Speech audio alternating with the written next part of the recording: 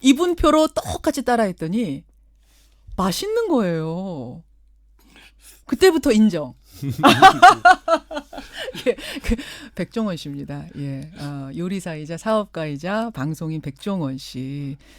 얼마 전 국정감사에 출석을 해서 한국 자영업의 현주소를 설파하기도 했는데 거기서 못다한 이야기들이 있습니다. 그리고 특히 이제 자영업 하시는 분들 지금 많이 듣고 계세요. 궁금증들도 많으실 거예요. 우리 자영업의 현실, 대안은 뭐가 있을까? 이분과 함께 생각해 보고자 오늘 이 자리에 모셨습니다. 요리사이자 사업가이자 방송인 백종원 씨 어서 오십시오. 안녕하세요. 어떤 게 제일 마음에 드세요? 세 가지 중에. 사업가죠, 저는. 사업가로 요리사는 아닙니다. 요리 연구가는 아닙니까? 연구는 하니까 연구가 맞아요. 연구는 많이 하니까. 아니 아침형 인간이세요? 아니요, 저 늦게 일어나요. 늦게 자고. 그러세요? 네, 방송하거나 그 촬영실 때만 좀 새벽에 나오고. 그렇군요. 저는 저랑 같은 과 아침. 아니, 저 아니에요. 아침에 좀 잡니다. 근데 어떻게 이렇게 스튜디오로 나오겠습니다라고 바로 대답하셨어요? 저도 듣는데 전화로 하는 것보다 눈 보고 서로 얘기를 해야 그래 좀 진실성이 있어 보이지 않을까. 야, 지난번에도 한 2016년에도 직접 나와주셨고. 아니 직접이라고 당연히 와야죠. 야, 고맙습니다. 아침형도 아닌데. 요새는 일찍 일하면 애들이 아침에 깨니까 애기들 때문에 아주 늦지막히 애들 나서 와서 매달려요, 뭐 애들이? 아니요, 둘째는 데리고 자요. 근데 걔가 잘 깨니까 네. 오늘도 걔 때문에 6시에 깨가지고 눈 비비면서 지금 앉아 계시는 백종원 씨. 오늘은 뭐 라디오 프로그램입니다. 김현정의 뉴스쇼는. 하지만 오늘은 유튜브로 같이 이렇게 좀 보시면서 구독도 좀 누르시고 좋아요도 누르시면서 이렇게 보시면 될 것 같아요. 자, 백종원 씨. 일단 뭐 소프트한 질문부터 좀 가볼까요? 이 살살 내주십시오. 집에서 가족들한테 음식도 자주 해주신다던데 뭘 제일 잘하십니까? 이런 질문부터 청취자 질문부터 가볼까요? 좀 잘난 체하면 다 잘하죠. 이거 욕 먹겠구나. 욕 먹습니다. 아니 집에서는 다 잘하죠. 집에서는 뭘 제일 좋아해요? 그럼 가족들이? 와이프가 특히 이제 국수 쪽을 좋아하니까 국수 요리 많이 하고 파스타 같은 거 많이 하고. 파스타도 많이. 애기들은 특히 이제 스튜 계통 좋아하니까 이제 오래 끓이는 거 그런 거 잘하죠. 근데 애들은 제가 한 것보다 엄마가 한 걸 좋아하니까. 소유진 씨 음식. 애들이 아직 입맛을 음식 맛을 잘 몰라서 애들은 소유진 씨 음식. 와이프는 제 음식 좋아하고. 객관적으로 볼 땐 누구 음식이 더 맛있어요? 백종원 씨 음식, 소유진 씨 음식. 와이프가 지금 자고 있을 건데. 나중에라도 와이프가 잘합니다.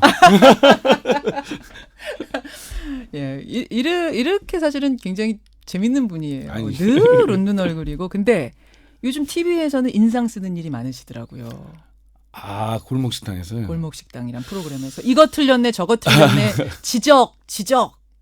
그게 오해하시는 게 사실 이게 그 방송이 보통 한 회분을 한 12시간 이상 찍어요. 그러니까 그 사이에 웃는 게 되게 많은데 12시간짜리 편집하다 보니까 그런 거예요? 성질내는 것만 나오더라고요. 아니 그 지적하는 걸 보면 이제 자영업 하시는 분들, 자영업 중에서 이제 요식업이죠. 음식업 하시는 분들을 보면서 절절하게 안타까워하는 게 느껴지는데 뭐가 제일 안타까우세요? 그분들 보면.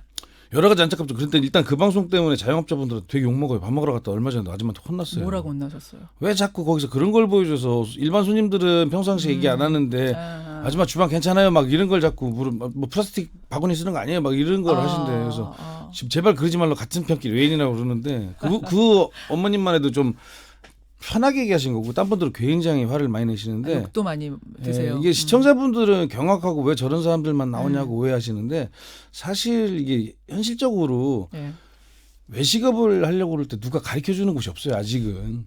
대부분의 경험 있으신 분은 다른 음식점이나 그런 데서 경험하신 분들이 창업을 하시는데 그런 분들 외의 분들은 사실 누가 가르쳐주질 않으니까 몰라서 그런 거지. 사실 이 방송이 막 자극적인 걸 보여서 와 재밌죠? 이걸 하는 게 아니라 사실 제가 원하는 건 식당 하시는 분이나 창업하실 분들이 이런 걸 좀 보시고 참고하셨으면 하는 것 때문에 하는 건데 대부분의 시청자분들은 사실 외식업하고 관계없는 분들이니까 그런 시선에서 볼 때는 굉장히 자극적이다. 왜 저렇게 장사를 하지? 이렇게 생각하는데 사실 그런 의미는 아니에요. 좀 많은 자영업 처음 창업하는 분들이 보고 배우셨으면 좋겠다 이런 말씀. 배운다고는 제가 뭐 선생님은 아니니까 보시고 좀 참고를 하셨으면 저건 좋겠다. 저럴 때 저걸 조심해야 되는구나. 저건 쓰면 안 되는구나. 저 숟가락은 저렇게 쓰는 게 아니구나. 사실 의외로 집에서 하는 거하고는 약간 다르거든요. 근데 실제로 말입니다. 지금 이제 안타깝다고 하셨는데 실제로 지난해 자영업 하시는 분들 그중에서도 요식업 하는 분들의 폐업률이 91.9%에 이릅니다, 여러분. 많아요. 10집이 창업을 하면 9집이 문을 닫았다는 얘기예요. 네. 왜 이렇게 안 되는 겁니까? 일단 제일 큰 문제는 너무 많아요. 음식점이. 우리가 통계나 보더라도 예. 사람 인구당 음식점 수가 엄청나게 많습니다. 너무 그러다 많아. 보니까 결국은 어쩔 수 없잖아요. 경쟁이 너무 치열한 거고 그러다 보니까 좀 경쟁력이 없기보다는 일단은 인구수 대비 식당이 너무 많은 게 일단 문제죠. 너무 많다. 그러니까 너무 많은데 거기에 그 치열한 경쟁 속에 뛰어들려면 준비가 된 채 뛰어들어도 살까 말까인데 그렇죠. 막상 이제 회사 그만두고 혹은 취업이 안 돼서 특별한 기술은 없고 창업해볼까? 뭐? 그게 이제 음식해볼까? 이렇게 뛰어드시는 결국 분들. 망설이다가 제일 쉽게 판단하시는 분이 외식업 쪽이라 예. 주변에 제일 많이 보고 맞아요. 평상시 먹는 건데 뭐 엄마 음식 잘하잖아. 뭐 여보 괜찮잖아. 뭐 칼국수 같은 거 잘 끓이잖아. 뭐 이렇게 해서 시작을 하시는데 사실 일반적으로 취직을 하거나 어디를 회사를 들어가려면 지금도 뭐 용산 이런 데서 막 노량진 이런 데서 막 몇 년씩 고시하듯이 하시는 분들 많은데 사실 취직은 그렇게 어렵게 준비를 해가면서 그렇죠. 창업에 특히 외식업 창업은 너무 결심하고 한두 달도 안 돼서 시작하시는 분들이 너무 많으니까 그건 좀 문제라고 생각하거든요. 사실 외식업도 일반 취직이나 일반 어디 준비를 하듯이 창업을 그렇게 준비하면 좀 근데 결국은 그것도 많은 수에서 경쟁력이 있을 뿐이지 결국은 제일 큰 문제는 너무 많아요. 너무 많다. 그러면 일단은 준비하고 들어오셔라. 그렇죠. 근데 준비하는 것에 있어서 제일 중요한 거를 제가 어디선가 보니까 진짜 내가 좋아하는 일인지 생각하고 그렇죠. 들어와라 그런 말 하셨더라고요. 예. 그건 무슨 말입니까? 이게 외식업이 손님이 얼마 들어오면 내가 얼마 벌겠지 그러니까 얼마 벌어야지 하고 들어오는 것보다는 이게 지금 제가 외식업을 시작한 지 한 90년대 초반에 시작했는데 그때보다는 지금 경쟁이 너무 많다 보니까 쉽게 수익이 안 나요. 그러니까 사실은 이게 뭐 버틴다 그냥 버티는 게 아니라 사실은 일단 내가 좋아하는 일을 하면 수익이 작거나 약간 힘들더라도 버틸 수 있는 게 있는데 그렇죠. 이게 그냥 수익을 생각하고만 들어온 분들은 힘들어요. 금방 도태될 수밖에 없다. 그렇죠. 그러니까 포기할 수밖에 없다. 그러니까 계속 경쟁률만 높여주는 역할을 하니까 그분들은 상처 입고 그만두게 되는 제 거고. 일의 조건은 정말 내가 좋아하는 자영업인지 그렇죠. 좋아하는 가게인지 먼저 생각해라. 좋아하는 최소한 일인지. 먹는 걸 좋아하든지 누구한테 음식을 해주는 걸 좋아하든지 아니면 사람 만나는 걸 좋아하든지 이런 거라도 공통점이 있어야 되는데 그런 거에 대한 관심은 없고 무조건 시작하는 분들이 있어요. 그 조언 하나. 그다음에 준비해라. 준비할 때 특히 제가 제일 많이 하는 게 내가 칼국수집을 하고 싶다 아니면 내가 고깃집을 하고 싶다 그러면 대부분 벤치마킹이라는데 잘 되는 집을 가지 말고 안 되는 집을 가봐야 돼요. 안 되는 집을 왜 가요? 그래야 뭐가 내가 준비해야 될지 그리고 심지어 보여요. 이 집이 왜 안 되지 하는 거 보면 잘 되는 집은 너무 쉽게 보여. 이 집보다는 내가 더 맛있는데 이 집보다는 이걸 잘할 것 같아. 대부분 맛으로만 보거든. 그렇죠. 근데 안 되는 집에 가면 이 집이 왜 안 되는지 잘 안 보여요.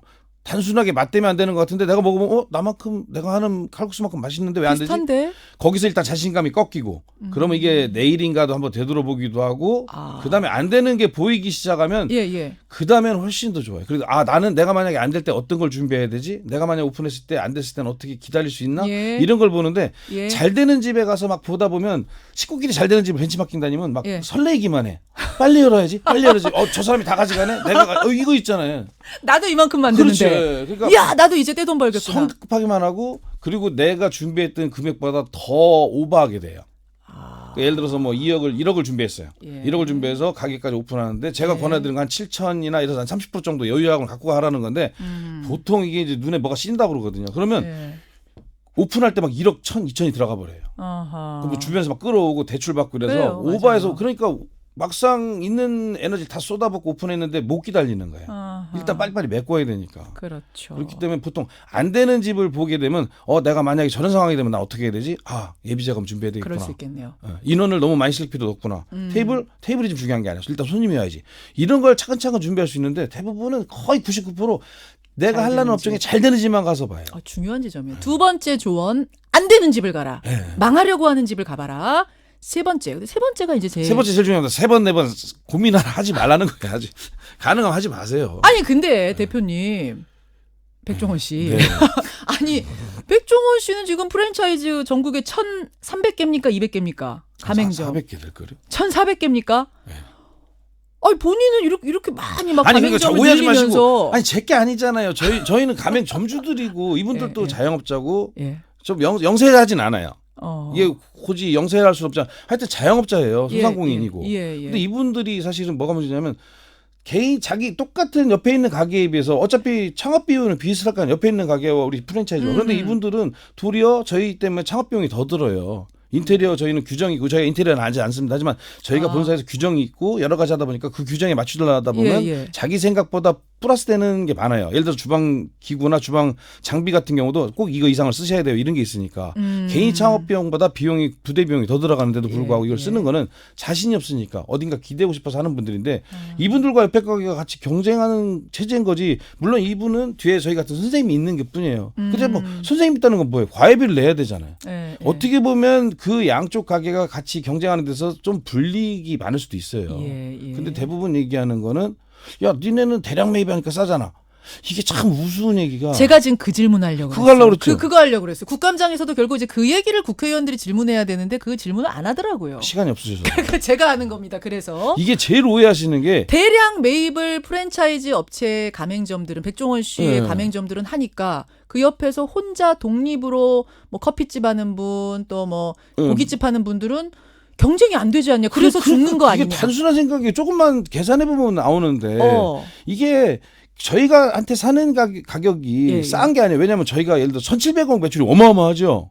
1,700억 매출입니다. 저희가 대략. 어마어마하죠. 하네요? 그거를 1,400개로 나눠보시고 1,400개가 같은 업종이 아니에요. 그걸 메뉴별로 나누고 종류별로 나누면 하나당 품목단가가 그렇게 높은 게 아니에요. 그걸 그래도 1,700억 마진이 그렇게 높지 않아요. 마진이 아니라 액수가. 매출이. 일반 마트는 몇 조 원이에요.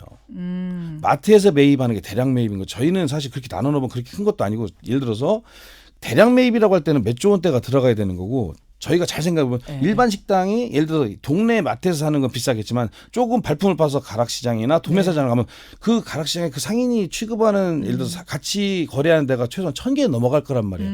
그 사람이 파는 물건 값과 저희가 가맹점에 파는 물건 값이 어떻게 차이가 거의 저희도 어떻게든 맞추려고 노력은 하겠지만 저희도 남겨야 되고 저희는 도리어 가맹점을 유지하려면 수백 명의 인원이 필요하지만 예를 들어서 농산물 도매시장에 그렇게 인원이 필요 없잖아요. 그럼 그분들이 파는 마진과 저희가 파는 마진 한번 비교해보면 알잖아요.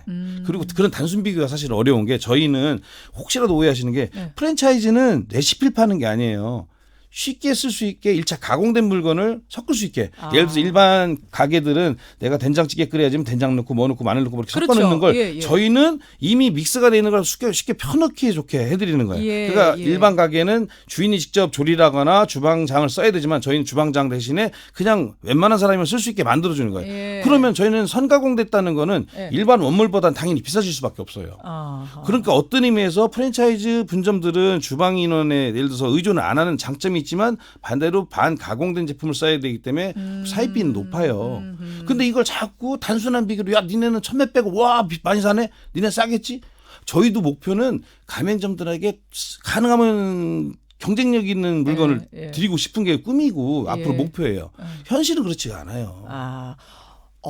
많이 억울하셨나 봐요. 그동안 지금 열변을 토하시는데. 왜냐면 백종원 씨. 저희를 바라보는 시선이 자꾸 제가 왜 이렇게 열변을 토하냐면 저희는 괜찮아요. 욕을 먹어도. 그냥 본사가 뭐 욕을 먹으면 돼. 저 혼자만. 근데 점주분들이 너무 움츠리고 있어요. 마치 백종원이 너 골목 사건을 파괴하고 문어발 확장하고 그러니까 너 같은 놈들은 그러면 저희 브랜드하는 점주들과 똑같이 취급을 당하는 거예요. 그럼 어떻게 생각하면 돼요? 그분들은 서툴기 때문에 요식업에 하기가 과외 교사를 둔 사람들. 그러니까 과외가 불법이면 되는데 과외 불법이 아니잖아요. 불법이 아니니까. 그분들은 기대한 것뿐인데 도대체 그러면 뭐가 다른 요즘 문제가 되고 있는 프랜차이즈 갑질에 대해서는 어떻게 생각하세요? 본사가 가맹점주들에게 갑질하는 게 되게 오랫동안 사실 문제가 됐거든요. 그거 제가 여기서 함부로 얘기할 수 없고 왜냐면 다른 프랜차이즈들도 있으니까 그분들도 뭐 나름 이유가 있겠지만 하면 안 된다고 생각하는데 이게 갑질이라는 것도 사실은 굉장히 민감한 얘기인데 어디까지가 갑질이냐 이거죠. 뭐 예를 들어서 선생님이 사랑해매를 때리는 게 맞은 사람은 구탈 당한 거지만 사랑해매일 수도 있잖아요. 근데 진짜로 감정이 섞여서 때릴 수도 있고 그래서 이건 되게 민감한 얘기인데 저는 사실 요 얘기는 갑질 저도 안 하려고 갑질이라는 게 범위를 참 놓고 바라는데 분점 사장이 뭔가 잘못해서 이건 하면 안 돼 이러면 폐점시킬 수도 있으면 겁주는 게 갑질일 수도 있어요. 잘못하면 사장님 자꾸 이렇게 말을 안 듣면 폐점 확인서 쓰세요. 뭐 이 위생 이렇게 하라고 했는데 따르지 않아. 두 번 세면 이걸 걸려. 갑질이라고 하는 건 아니고요. 그건 아니고. 그런데 그게 누가 어떤 방향에서 얘기하냐에 따라 달라져요. 예를 들어서 인테리어가 멀쩡한데 본사가 이익 창출하기 위해서 또 우리가 원하는 대로 인테리어 바꿔라 뭐 이런 것들. 그게 갑질일 수 있죠. 예. 근데 저는 그게 애매하다는 거야. 그래요? 자 보세요. 예. 편의점이 있지만 옛날에는 어떤 편의점에 가야 어떤 음식 어떤 게 있기 때문에 그 편의점을 골라갔지만 지금 편의점은 다 똑같잖아요. 예. 어디 가도. 그러면 지나가다 만약에 동네 편의점이 있는데 어딜 갈 것 같아. 깨끗하고 환하고 간판이 깨끗한 데를 들어가게 돼 있어. 그런 경우에 인테리어 바꿔라 하는 그렇죠. 건 갑질 아니다. 그게 뭐냐면 갑질이 아니에요.